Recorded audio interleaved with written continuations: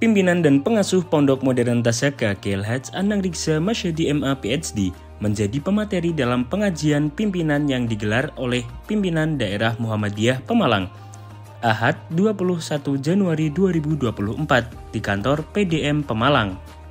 Pengajian rutin tersebut dihadiri oleh seluruh anggota Pleno PDM Pemalang, PCM atau PCA, UPP PDM, Ortom PDM, pengurus Lazismu, pengurus BTM, kepala rumah sakit, mudir pesantren, dan kepala sekolah Muhammadiyah se-Kabupaten Pemalang. Dalam kajiannya, Kiai Anang yang didampingi oleh tim dari Wakaf Tasaka secara khusus menyampaikan materi tentang wakaf dengan mengambil judul Wakaf Kontemporer dalam Tinjauan Fikih dan Perundang-undangan. Beliau menyampaikan bahwa sepanjang sejarah tidak ada satupun peradaban Islam di dunia ini yang tidak ada jejak wakafnya. Artinya, semua peradaban Islam selalu diikuti dengan adanya gerakan wakaf di dalamnya, ujar Kiai Anang sebagai pembuka materi. Berharap ke depan kajian-kajian wakaf ini diperluas. Mengapa? Karena peradaban Islam itu sepanjang sejarahnya itu dibangun dengan instrumen wakaf. Jadi umat Islam itu 14 abad itu peradabannya itu adalah peradaban wakaf. Kalau kita lihat di dalam sejarah Islam, itu kalau kita bicara peradaban Islam itu pasti di situ ada jejak wakafnya. Nah, cuma ada jejak yang berhasil, ada yang jejaknya mandek gitu. Tetapi bahwa wakaf itu menjadi instrumen paling penting. Nah, kalau sekarang kita ingin mencoba mengembalikan lagi wakaf itu menjadi instrumen kebangkitan peradaban kita, berarti harus wakaf. Mau nggak mau, itu.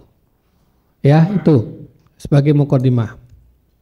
Beliau pun menjelaskan ayat-ayat dalam Al-Quran yang berbicara tentang hubungan keimanan dengan harta, termasuk menjelaskan peranan harta dalam kehidupan manusia sampai nanti ia meninggal. Kalau kita bicara wakaf, itu pasti kaitannya dengan harta. Karena wakaf itu kan menginfakkan harta. Dalam Al-Quran, di halaman pertama, atau lebih khususnya halaman kedua. Jadi kalau kita buka Mushaf Al-Quran, halaman pertama itu surat Al-Fatihah, halaman kedua itu Al-Baqarah 5 ayat. Padahal Al-Quran itu isinya berapa ratus halaman? Ya, 30 juz, 6.000 sekian ayat. Itu di halaman kedua itu sudah bicara tentang harta sebelum bicara yang lain. Ini yang banyak kita nggak sadari. Alif Lam Mim. Dzalikal kitabu la raiba fi hudal lil muttaqin. Alladzina yu'minuna bil ghaibi, ya ini masalah keimanan. Wa yuqimunas shalah, ini ibadah, manifestasi dari keimanan. Wa mimma razaqnahum yunfiqun, dan mereka yang mau menginfakkan sebagian hartanya. Jadi wa mimma razaqnahum yunfiqun itu ayat tentang harta. Lalu sebagai inti dari materi pengajiannya, beliau menjabarkan secara detail dan luas tentang pengertian wakaf, baik dalam kajian fikih maupun undang-undang, unsur wakaf, peruntukannya, klasifikasinya, objeknya, bentuk atau ragamnya, sampai membahas tentang nazir wakaf. Tak lupa beliau pun memberikan beberapa contoh wakaf baik yang telah dilakukan oleh Rasul dan para sahabat sampai dengan masa sekarang ini. Dari sisi objek wakaf, harta tak bergerak dan harta bergerak. Dari sisi penerima manfaat wakaf, ada 3. Ada wakaf ahli atau zuri, wakaf yang penerima manfaatnya keluarga. Yang kedua ada wakaf khairi. Ini yang selama ini kita lakukan, yaitu wakaf yang penerima manfaat wakafnya adalah publik. Yang ketiga wakaf mustarok, gabungan antara ahli atau dzuri dengan khairi. Saya akan jelaskan. Nih, Jelas ya? Misalnya, saya punya tanah dan rumah, tanah dan bangunan, 1000 meter. Saya wakafkan untuk keluarga saya, untuk keluarga saya.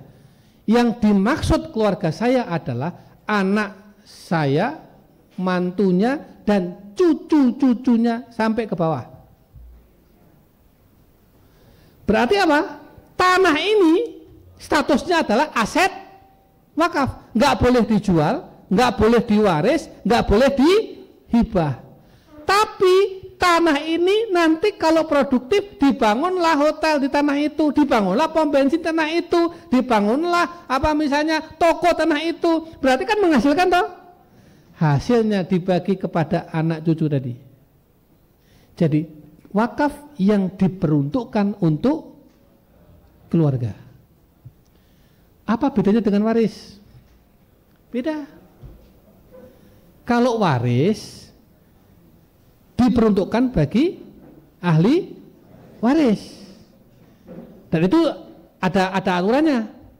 Dan ahli waris itu adalah pemilik dari tanah itu. Kalau 1000 meter dibagi anak telu misalnya, ono sing entuk sepertelon, seperempat dan seterusnya, berarti tanah itu menjadi miliknya berapa orang?